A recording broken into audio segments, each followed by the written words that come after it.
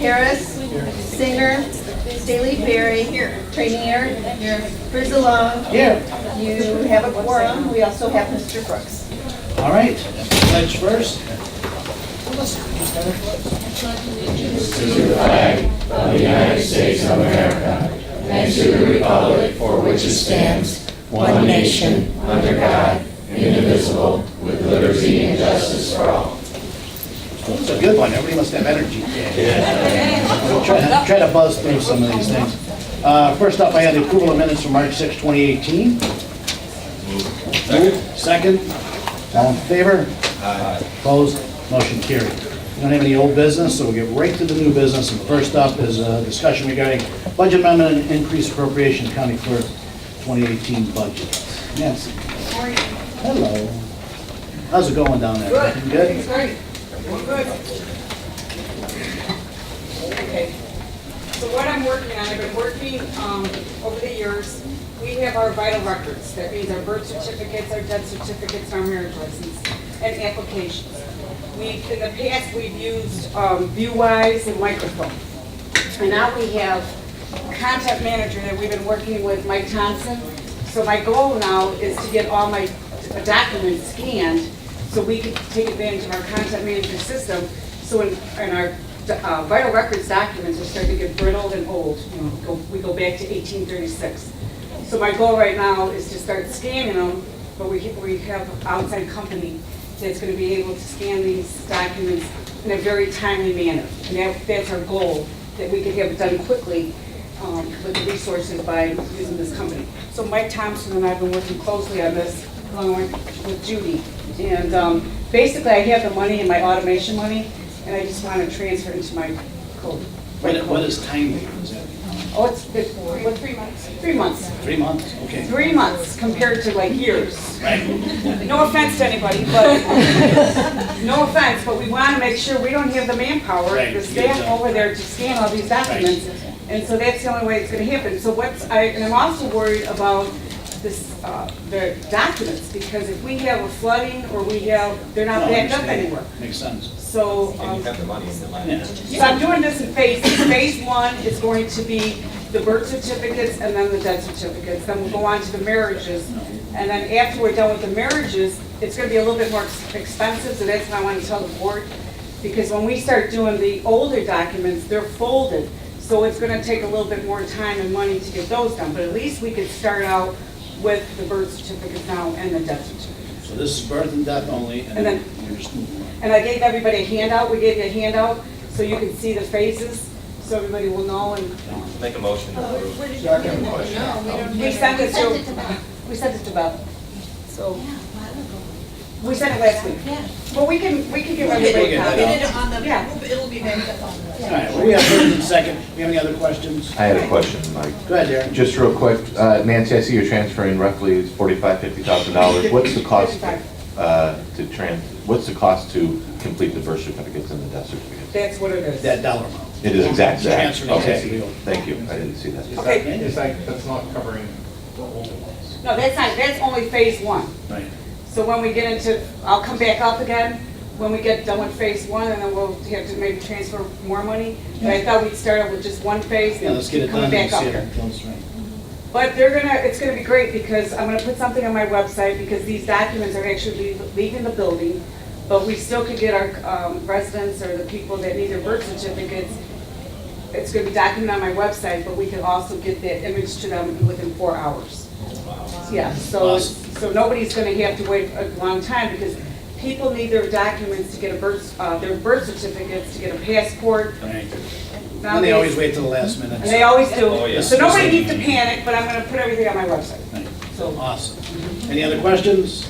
We have a first and a second. All in favor? Aye. Opposed? Motion carried. thank you very much. Yep. What else?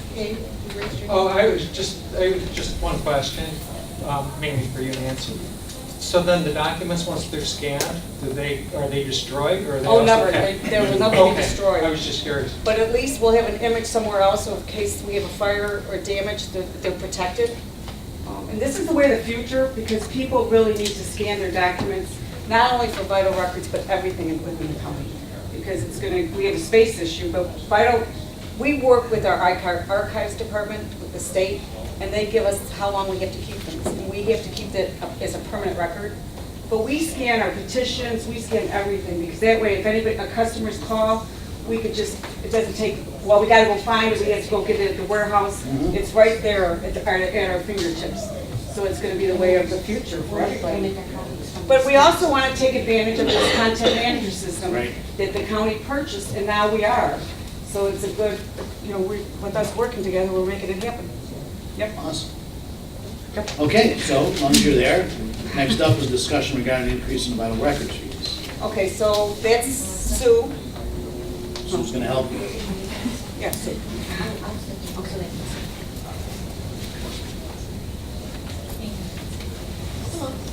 Hello? Okay, so Stu and I had a meeting, what, about right before the, 2 weeks ago? 2 weeks ago, and we talked about the cost, because our cost to get a vital record birth certificate is, we have $9, and then we have an automation money. And then we did I also had my staff do a cost study of the different counties of what they charge. Because Sue's health department, they are actually able to change a document, a legal document. Correct. Well, we cannot do that. So their fee was always a little bit more than our fee. So now we're coming here to let you know that maybe we should be the same amount, the same fee that what the health department is charging compared to what we're charging. So it's mainly discussion, so we're Right, just here well, to as discuss. part of the discussion, I don't see the state's attorney here, she up in the other room. We're gonna have to talk to her, because just because the health department did it, they're not really part of us, they have their own board. So I don't know that we can use any study that they might have done, so we may have to still do a study by statute, But so. I asked the county clerk, we always have studies, and then these studies cost money. So I always can't justify spending money on cost study if we already know what the cost study is. Can we work with our auditor to maybe them do a cost study, so we don't have, in the past, we always had Maximus Company come here. That's why we need the state's attorney. Yeah, So well, she that's, can- yeah, that's we something get that her- we might have to come back, but I can't justify spending money to do a cost study if we already did. Well, I understand what you're saying, but, yeah. I don't know about cost study and all that, but I'm just looking at like what all the other counties charge. We can't raise fees just like we do in the health department.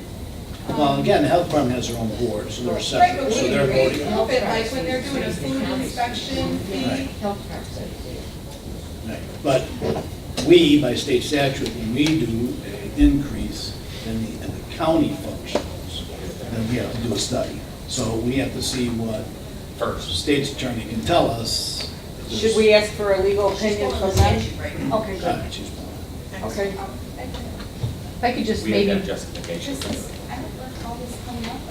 I mean, maybe we just did the Nancy study. hardly ever raises her fee. Well, no, because we've had cost studies throughout the county. We've had, They were part of A package one. This package. there was a package cost study that we had, Maximus. And we did, we had this was years back. That's what we gotta check. And it hasn't been brought up, but then Stu and I met and we thought we'd at least talk about it. Yeah, it provides it's a lot of confusion for many of our customers. First of all, they don't understand the difference in the service. In other words, our agency, I'm the county registrar for the vital records. Nancy's not a registrar for those records, I am. So our agency is the only one who can create the record. We're the only ones who can actually create the birth certificate, create the death certificate. And then they can be provided copies either through our department or Nancy's agency or department. And so once the document's created and people just want copies, or they want an original, but it's already been created, they can go to Nancy's office, they can go to my office and get it, but if they come to my office and get a birth certificate, it's $12. $3 more. Exactly, and a death certificate is $16. And, you know, we want people to be able to make choices on their own, and we don't, you know, so they'll say, oh, well, I thought the county clerk's office, well, yeah, well, how much do they charge? Then we tell them, and they're out the door. To go for the deal. You know, which is, that's a consumer's choice, and I can respect that.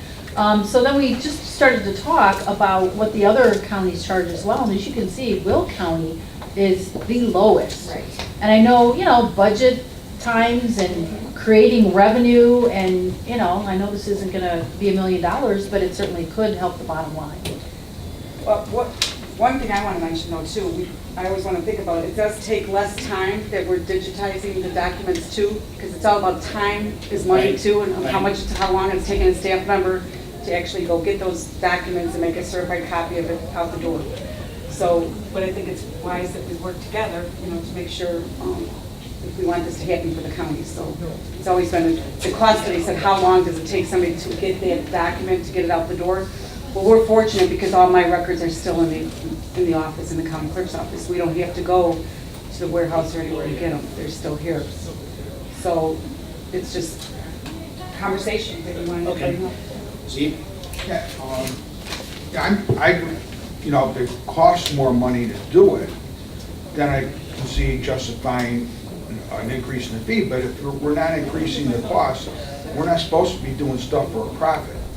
And that's kind of the impression I'm getting, you know, and I don't particularly want to be charging a fee just because another county charges a higher fee. Just because they don't do it right, don't mean we have to do it the wrong way. I think we need to be equal to them. I do believe that we're a little bit lower than the other counties. But if they charge $1 million, should we charge $1 million? I don't think so. So but- what I'm getting at is it should be based on the cost, not on what other counties do, because other counties, they might pay their employees triple what we pay, and it costs more than that. I mean, we have to be just charging the cost, because people pay taxes and a lot of it. So when you go to increase fees, the only way that I'm gonna ever vote for an increase in fee is if the cost of the county to do it goes up, not just because some other county pays more. But even this project that we're doing right now, scanning my documents, Right. that's costing the county money. I mean, we have automation money, so and this is gonna take us a while to get caught up with all those images that still need to be scanned. So we can justify why we have to raise fees a little I bit, agree. because we still have the cost of this project that we're working on. Darren? Question? I That's do. phase one, and that's just, we haven't even started yet, so wait till we get going. Thank you, Mike. Going and going. Nancy, I have a concern somewhat along the lines of Mr. Ballage, but my concern is just a little bit different. And the way that I read your request here is that the county clerk's vital record fees to at least match the health department. And so, when I see that language, it provides me a question of, do we really know what the cost is? Let me give you an example. You've got $9 here is what we charge for a birth certificate. The health department's charging $12. That's automatically, what, a 25 to 30% increase on those fees? But you're asking not only for us to at least match that, but to possibly exceed that. I can't understand in my mind why I would possibly have to go to a 40% increase on particular records here. So my question is, without a study that's done by your department, quite honestly, how do we We really? just called Yeah. other counties. How do we really know what that fee increase should be? And how do we justify that fee increase? Well, I guess it could start with, how did you get to the 12? I mean, did you have a cost study to get to that amount? I don't know, I personally am not aware of a cost study for R12. However, what came up in our discussion is one of the reasons for the disparity in the cost, and that is that, as I said, my office, I'm the registrar, so it takes us a lot more time and energy to record a birth and to record a death. There are questions on the certificate, we have to go back to the parents, we have to go back to the coroner's office, we talk to the hospital. I mean, there's a lot more work involved in recording the document than in providing just a certified copy. So I know that that's one of the reasons why we charge more. It does cost us more to produce that document than it does to, yeah. I don't know, but I understand what Nancy's saying about spending, $55,000 or $65,000 to do a cost study to tell us that we should probably be raised. If you look at, I would imagine just looking at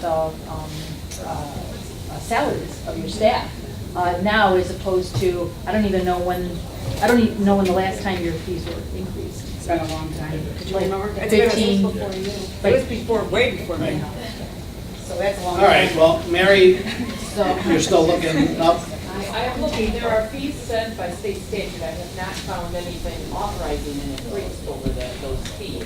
So, I mean, but I'm just scanning it. Okay, so, I mean, you're okay with wait till next Oh, I'm month? okay. We'll let Mary go through her I'm due trying, diligence. I'm trying to come, we can come back. Okay. Yes, we can So come. let's do that first and see even what procedure exists or how we have to do it before we do it. Okay, thank you, everybody. Thanks, Nancy, Thank you. and Sue, is this under you appropriation additional funds for medical research Yes, for? sir.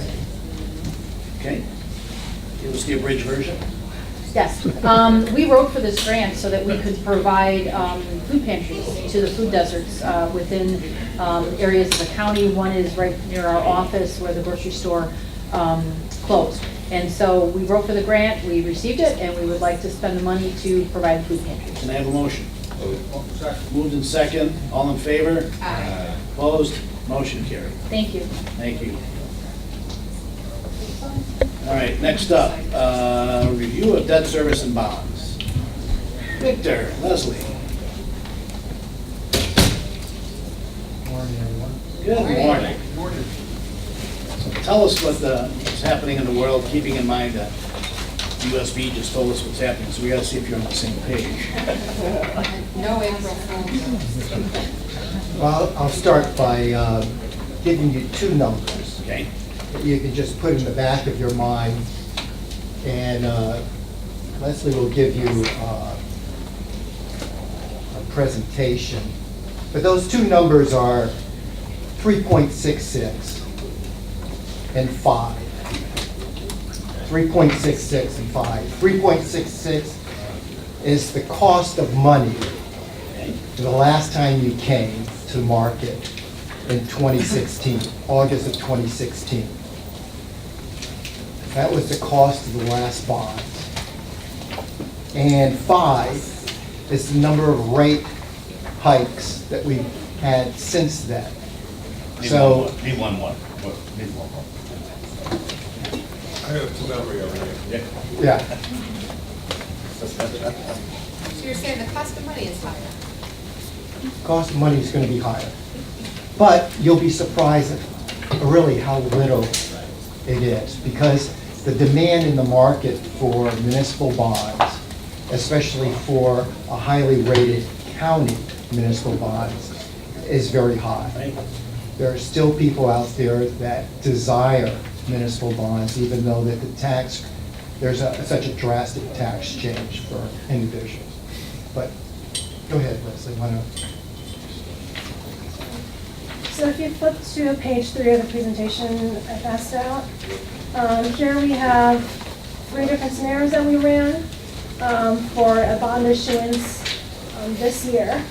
And we basically ran a $50 million scenario, $75 million scenario, and $100 million scenario.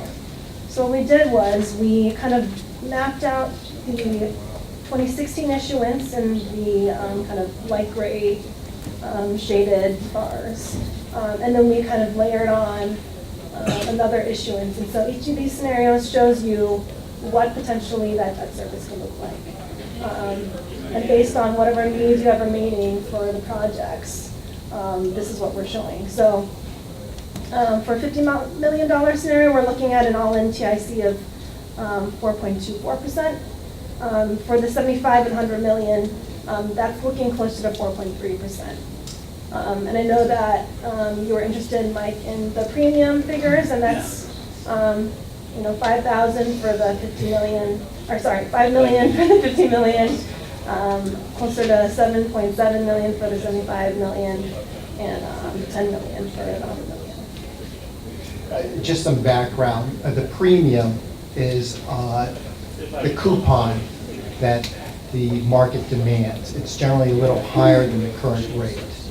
So if the current rate is 3%, the market is still demanding a 4%, 4.5%, 5% coupon. The tax exempt coupon is the piece that's tax exempt. And that's why Mike is so interested in the premium. Remember the number I gave you, 3.66? Now you can see the all-in TIC, that's a true interest cost. So that's where you're comparing. The interesting thing about it is the last time we came to market, the average life for the debt service, these kind of debt service maps are very similar. We had to go out to the tail end to add a few. So we just map it on top. Yep. Could you please explain that premium and the coupon business again, and maybe relate that to something in real life? Sure.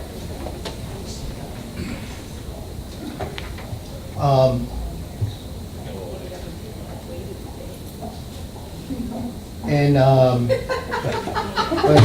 the financial analyst! yeah, Well, actually, it's kind of a basic question.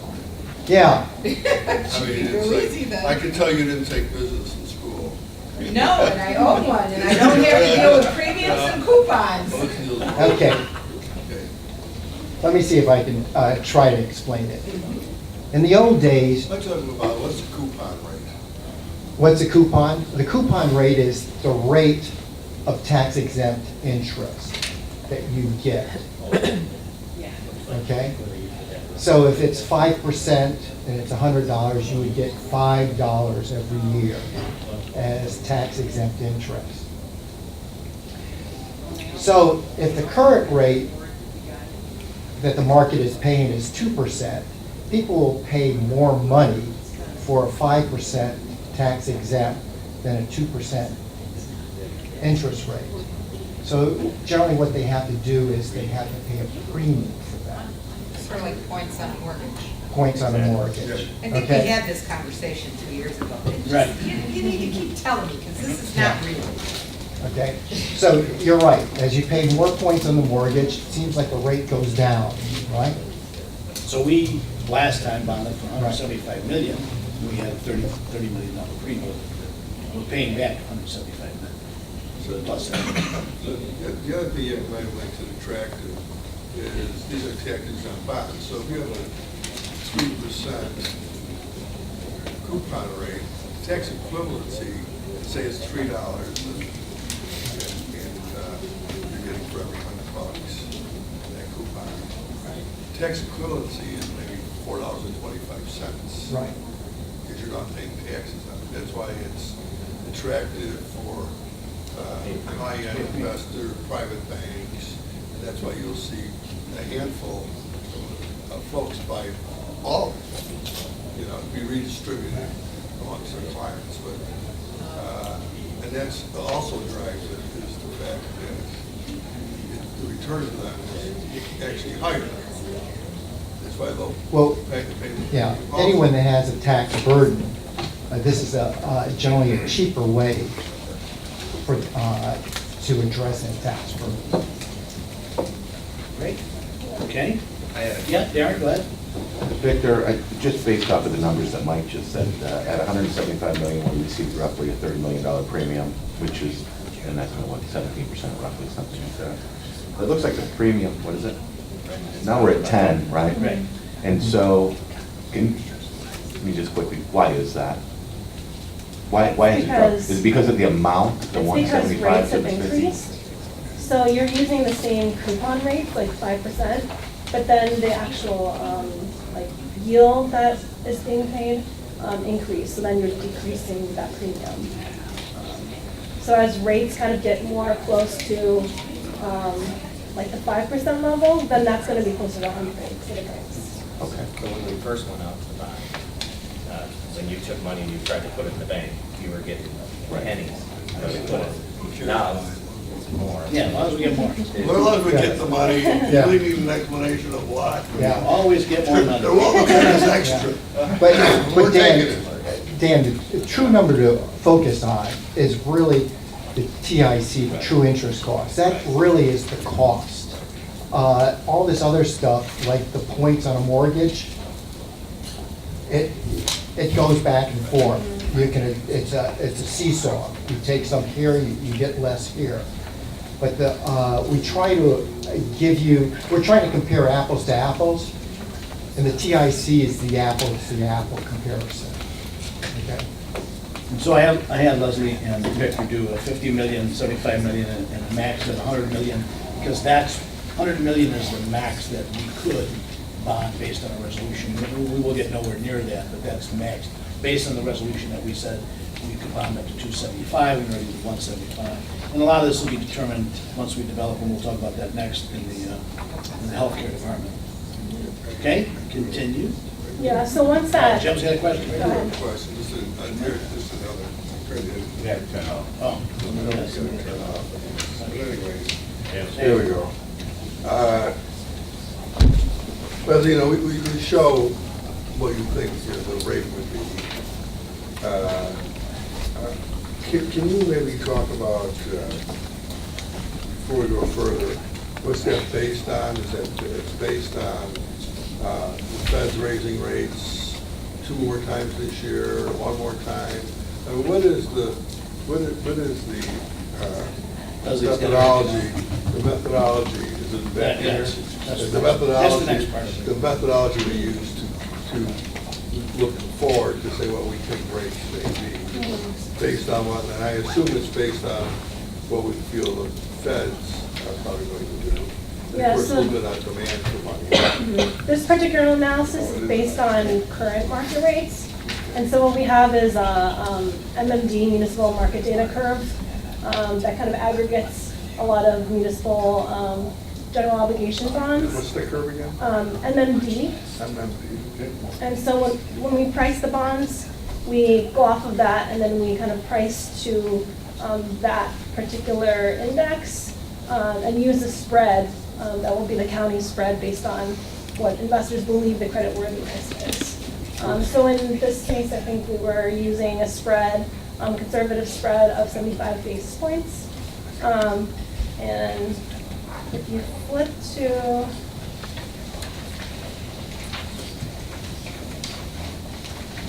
page 8, that just kind of gives you a snapshot of where the market is right now, and you can see on the right side of the page, when we did the 2016 issuance, that MMD yield curve was pretty low.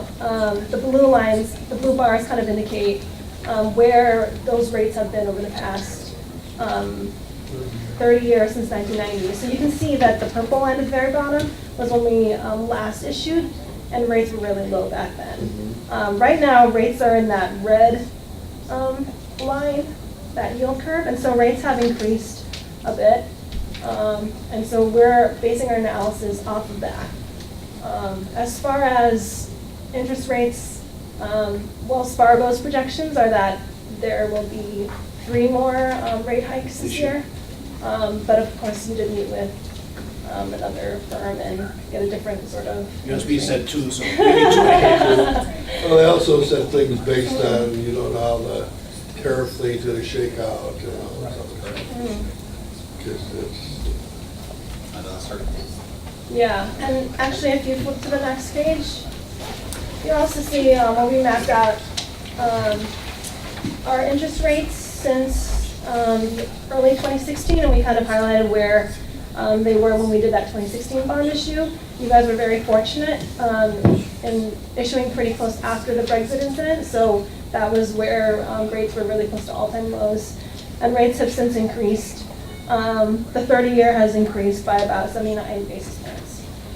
But you can see that we've kind of also graphed out in there the rate hikes, and there has been a lot of movement, not necessarily up, so it's kind of hard to say what's going to happen with long-term rates, but we have seen the short end, like shorter-term rates increase with those rate hikes.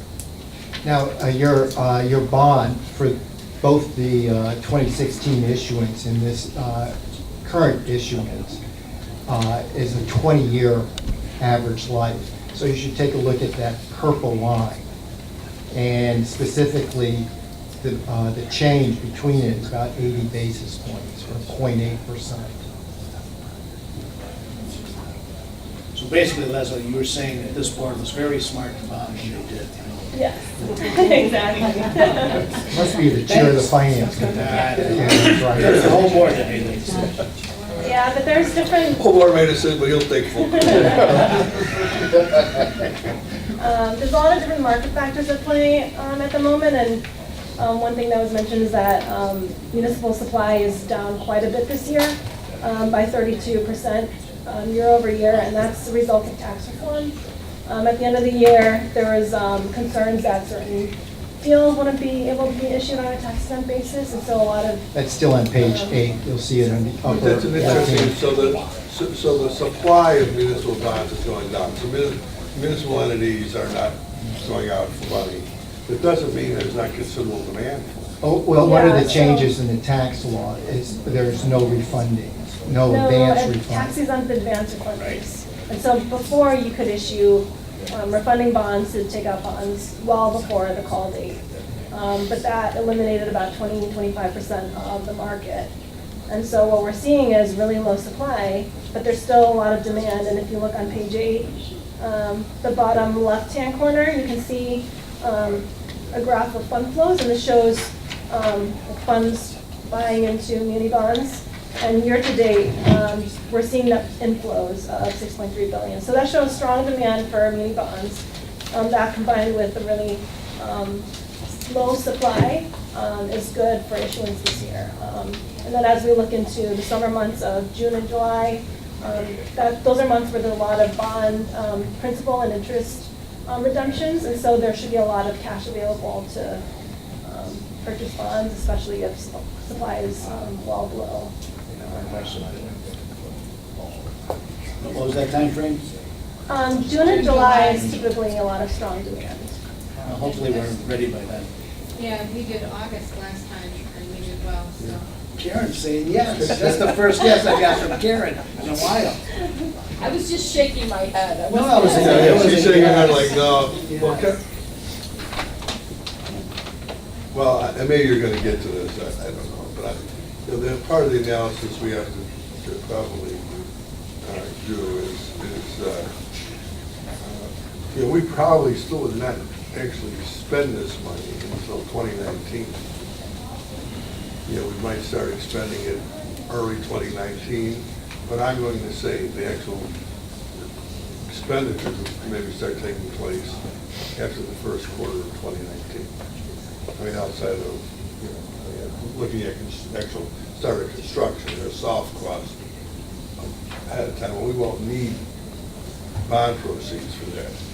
So now it comes down to doing the analysis for what's that cost us to carry the money for 6, 7, 8, 9 months versus a higher interest rate, if that's going to occur. I mean, we may look at July, August and say,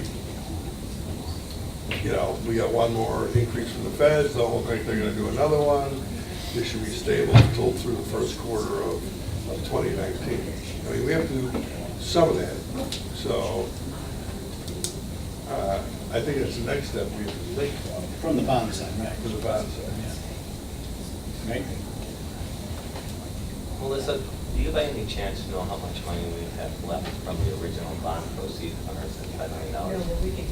Yeah, I we're would, working. I would like to see that, and I'll tell you why. I understand that there seems to be some, urgency, and we're looking at all this stuff. I have a concern about jumping out right now to bond.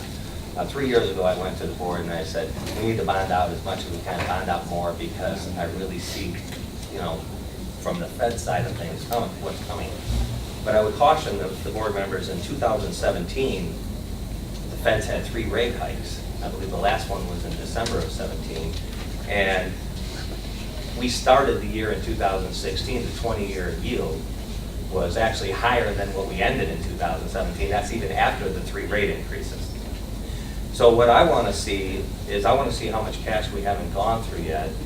Because if we have a tremendous amount of that money that's not going to be expended for a while, the carrying cost on that is not going to outweigh us trying to run out and hurry up and bond and get this done right away.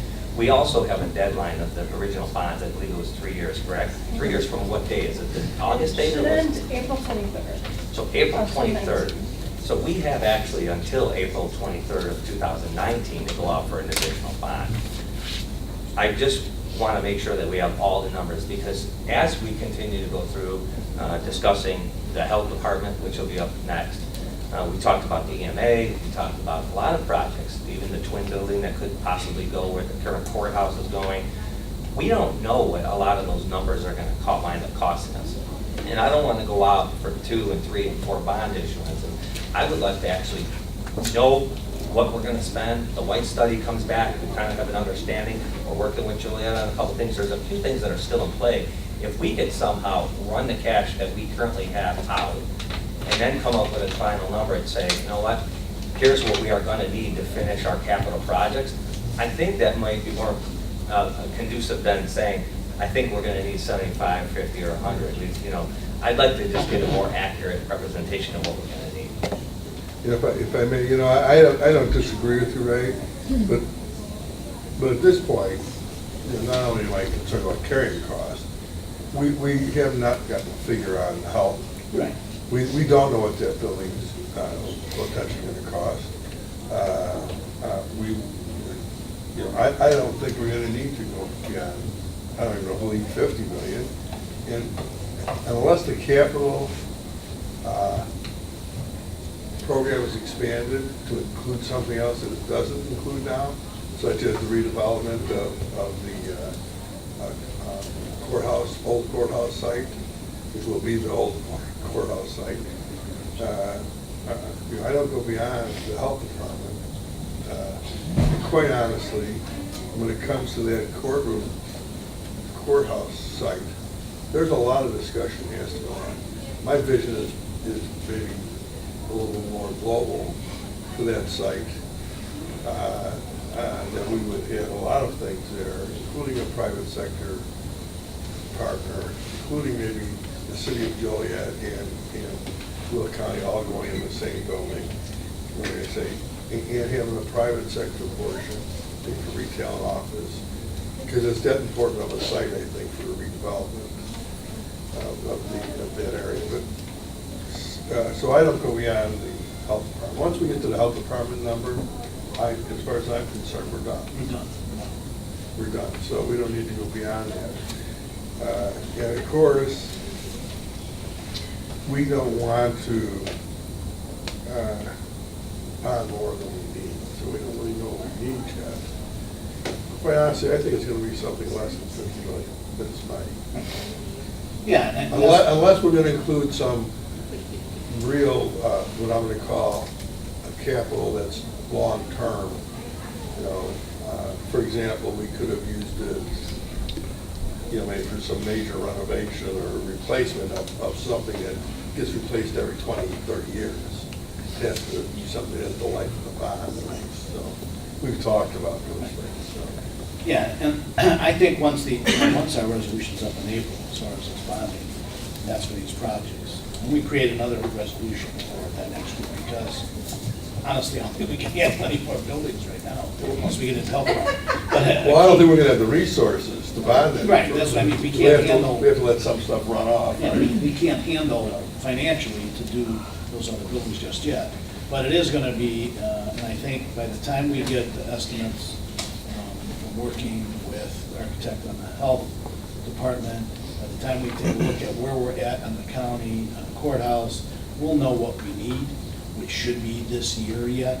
So I think, you know, sometime this year we'll be ready to at least put that into place.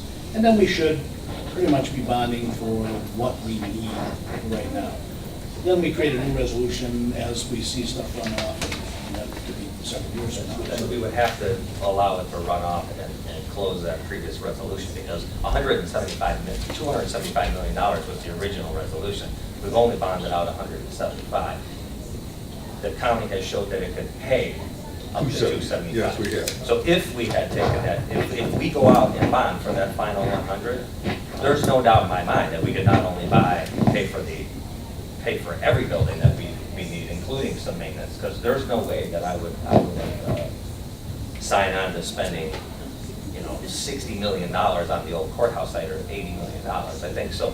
In all actuality, this bond, the resolution that we did, would cover that project if we want to get in there. Now, if everyone wants to pull it out, then that's fine, then we have to be cognizant of the fact that we need to make sure that even when we do a future resolution, when we add the two together, we should not go above that. Oh, no, but remember, it is running out in April, so the next board has to decide if they want to move forward with that, because there's no way by April we could decide to build more buildings than we're building right now. So let me ask a question to Mary. Mary, if we, the intent of the resolution was to bond up to $275 million. Now, because of time restraints, we weren't able to get there. Can we amend that resolution? Can we extend the time period another year or so? Or do we just have to do a new resolution with the remainder that's left? We have to do a new resolution. So, you know, since we already established that, you know, and figured in our financial model that we could go up to 275, what remains, we might just do another resolution. So if there's 75 million left, we would just do another resolution saying that we give a bonding authority up to another 75 million. Doesn't mean you don't take it, you ever do it, it's just you have the authority to do it. So that's what, that would be the way, that would be the way to do it. But as long as we stay within the original money, I think that we're fine. It's just, we just couldn't spend the money. We couldn't do the projects in that time frame. And if you did that next year, that would take you to 2022. We would do that next year, that would take it to 2022, and, not tomorrow, I'll from here. If I'm successful this time, this is it. I'm publicly saying, you know. Oh, I've heard other public. I said it last time. Boy, Jackie, by the way, Jackie, I said it last time too. You know, so. We don't believe it.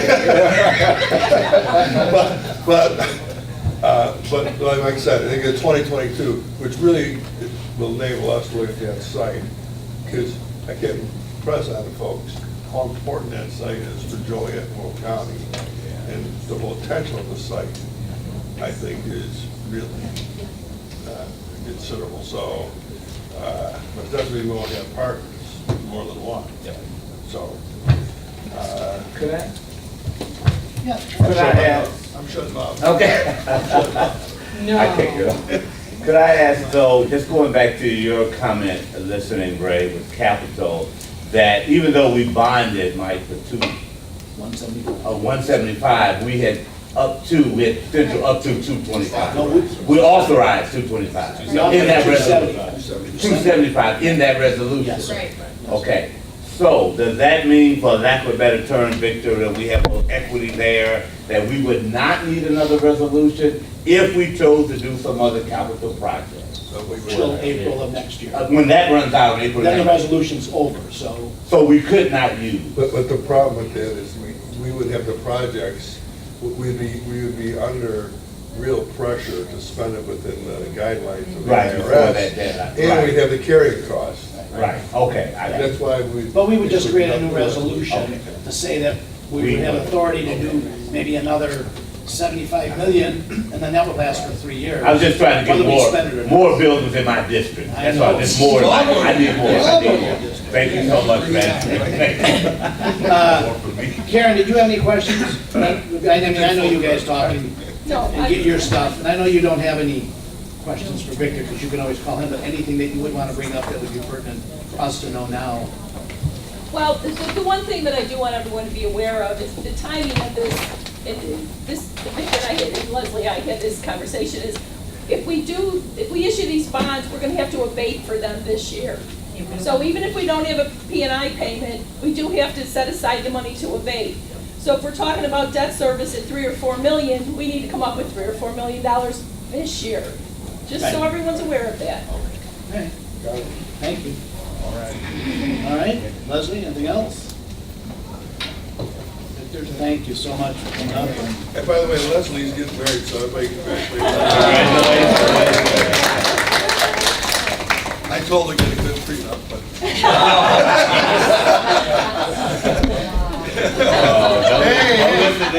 I'm in the reality of, after the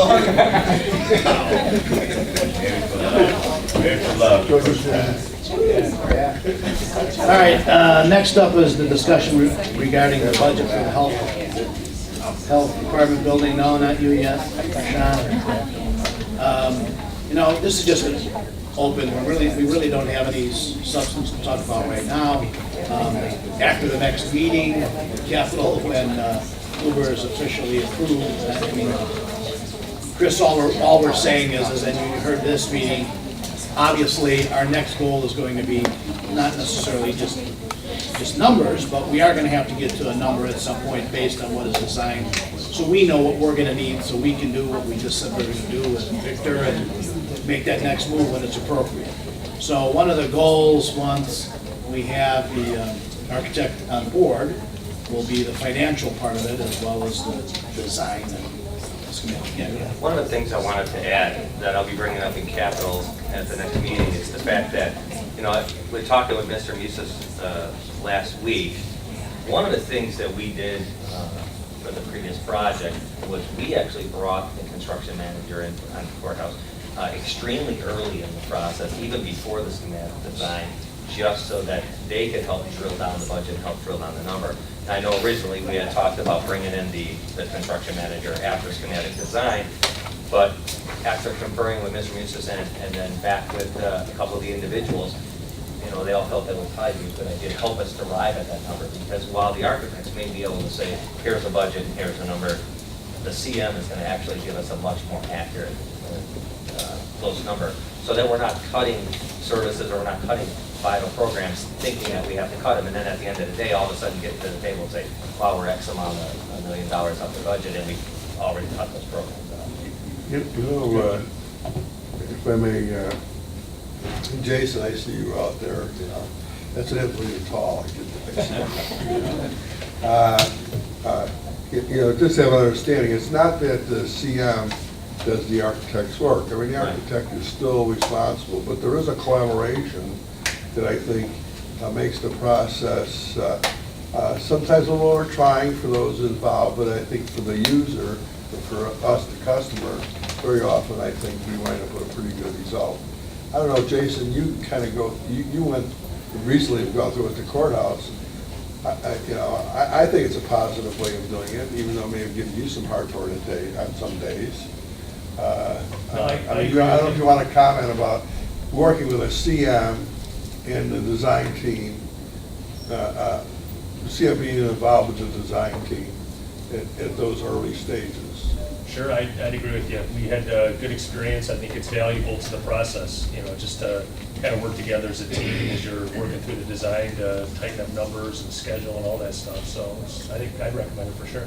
And, you know, I'm also, you know, that I think what it does, it helps up front, but it helps during the construction, because a lot of things have been either shaken out or there's an understanding between the design and the construction folks. And of course, I can't say that for 100% on this project, but I would think that is also one of the positive results, that you'll have fewer hiccups going forward. I mean, would you agree with that, Jason? Yeah, I think what's nice about it is the construction team gets a chance to get engaged during the design process and know, you know, what the important design elements are and that kind of thing, rather than coming in late in the game and sort of, I guess, inheriting something that's been fully vetted. They've got a vested interest in it, and, you know, some ownership as well, and how that all came together. Okay. So it just behooves us to get rolling on the CM as well. I just wanted to let the committee know that's what we're doing. Let me also point out, I'm going to ask Mary, even though I guess this is getting more about the capital committee, which I missed because I was doing something No, else. capital's next. So you can wait. I can wait for the capital. Yeah, you can talk. I missed the public health.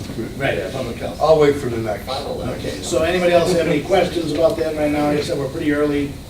You know, as soon as we can develop the budget, we certainly will. All right. Used her. Yeah. Next up, the final levy numbers.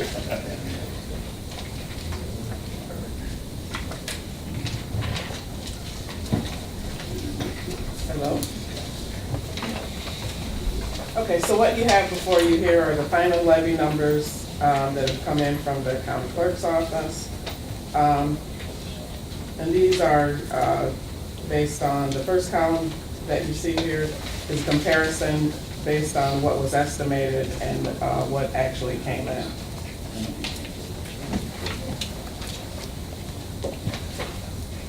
The difference here are EAV went down a little bit, the new property went down a little bit, and as you can see, the limiting rate that came in is 0.5986, which is still less than where we were at per previous year, which was 0.6177. And we typically do this each year based on your estimated when the final levy numbers come in from the calculation come in from the county clerk's office. I prepare a comparison so that you can see what the final numbers are based on the estimate and where we are and where we typically or normally come in under what we levied the previous year. All right, motion, so we move this forward. County, move. Second. Other questions? All in favor? Aye. Opposed? Motion carried.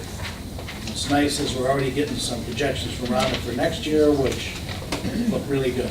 So should be in good shape next year. All right, thank you, and you can stay seated because we have one more.